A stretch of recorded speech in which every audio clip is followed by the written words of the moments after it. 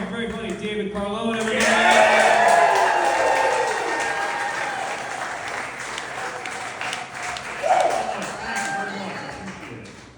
All right. So I've been having a lot of intrusive thoughts recently. That's not the funny part. Tell me you guys have never passed by a goose and just one of them. You guys support the troops?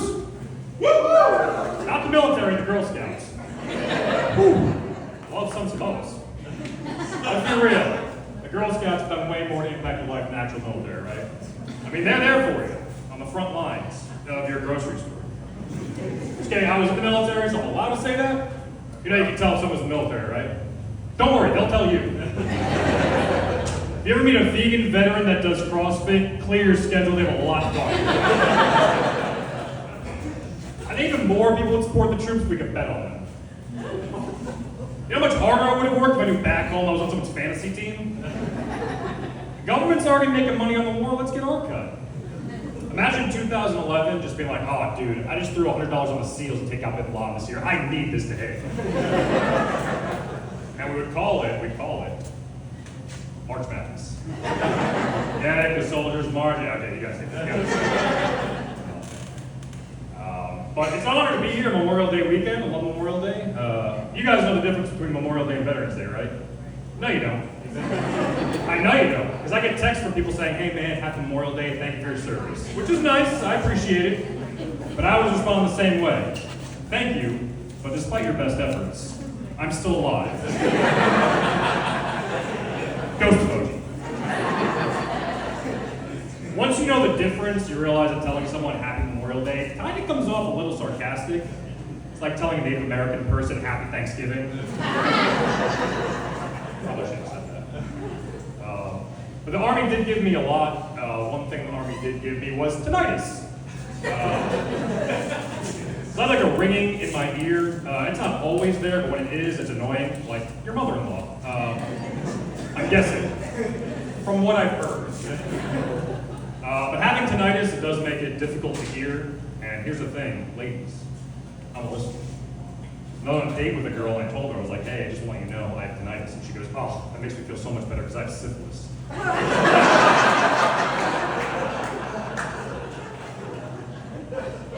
And I said, what?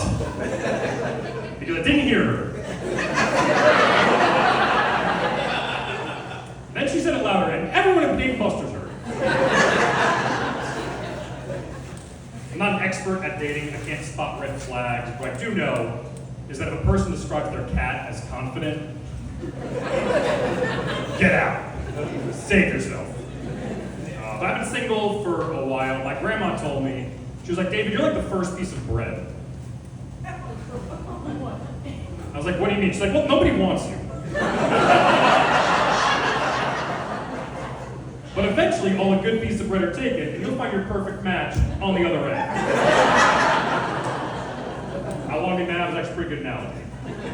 I don't know. I spend a lot of time alone. I think that's important. I take myself out to dinner. If you've never taken yourself out to dinner by yourself, I highly recommend you do. Just don't go to Benihana.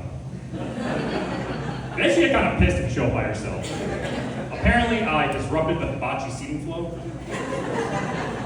Also, if you go to Benihana by yourself, if you miss catching the shrimp,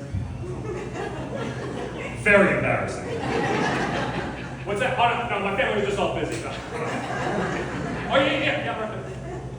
Oh! When you're with your buddies, you can recover from that pretty quickly. But when you're by yourself, people just feel bad for you. It's like, hey man, don't worry, the chef's been throwing heat all day. Even my kid missed, and he always catches the shrimp. It's like, yeah, no, I guess I gotta practice more at home before I come to the show, you know? But, I like going out to dinner. I think it's annoying that lobsters are the only animal we get to choose before we eat them. I'm saying we should have more options, right? Like imagine if Chick-fil-A had a little chicken pen. And you were just in line like, that one. Papa, I want that one.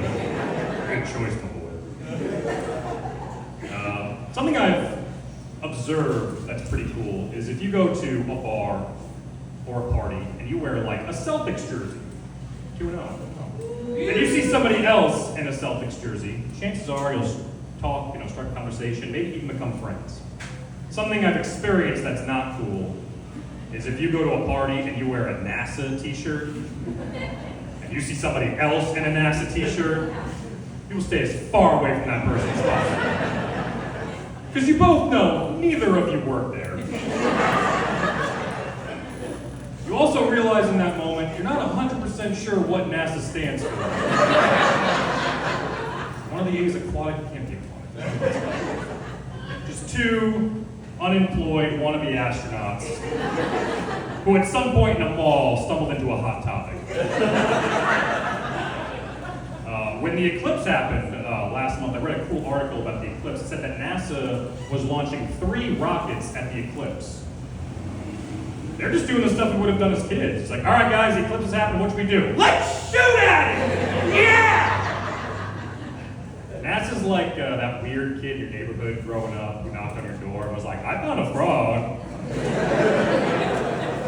And these fireworks. And then you and your little brother are watching this kid duct tape a frog, ready to launch him into outer space. Just like, Godspeed, little buddy. And that kid's name was Elon Musk.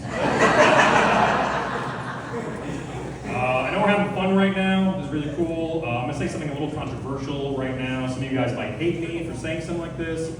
I'm going to say it anyway. I don't like being an uncle anymore. I didn't ask for this, but my siblings are just making extra birthdays for me to remember. What? No, it's cool. I like being an uncle. My oldest niece right now, she's 6 years old. Favorite movie? Jaws. Not Frozen, not Toy Story, Jaws. Opening scene where the girl's swimming, gets pulled down eating, Cheers. Loves it. Whole movie, rooting for the shark. We're a little worried about her.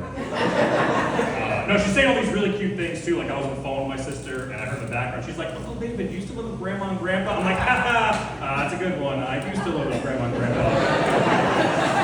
It is the financially responsible decision in this economy, and you still live with your parents, so shut up.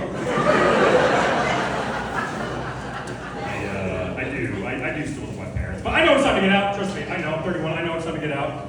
Especially because recently I walked in on them talking shit about me. And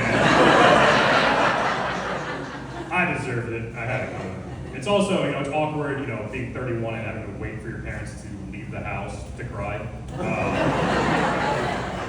You guys are really cool. Way, way better than my last audience, which was just my mom and my dog. I heckled this shit out. I'm also sorry, my mom told me it's always important to compliment your audience. I was busy with that little weird goose joke at the beginning. Got to compliment you guys. You guys all look beautiful tonight. We all want to be good. Hey, look up for yourself. That's all right. Self-confidence, that's what you need. We all want to be good looking, right? Yeah. Like before you came out here, now you probably asked your friends, how do I look? And they lied to you. But there is actually a way to find out if you're truly good looking or not. Here's what you do. The next time you meet somebody new, meet somebody for the first time, like at a party or something, when they ask you, what do you do for a living? Tell them you're a model. And their reaction will let you know this. It's very quick, but it's honest. If they hesitate and cock their head, you're ugly. Ladies and gentlemen, my name's David Carlone. Thank you so much.